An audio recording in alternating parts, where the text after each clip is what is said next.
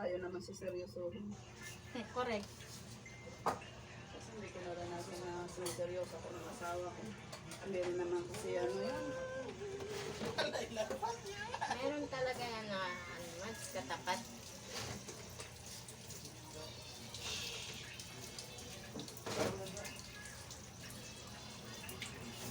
Pero mabait yung mga gulang niya. Ha? Nakapunta na ako sa kanila eh. Dinala ko. Bicol ka na? Oo. Wait. Kailan? Noong 23, umuwi kami 29. Olo, shock. Talaga lang. Ba't kayo ng mga gulang niya? Yun nga, doon sa kanila galing yun eh. Lagi Ay, ako. ang Bicol, ano? Ito. Ay, yung atsara. Oo. Hmm. Ito.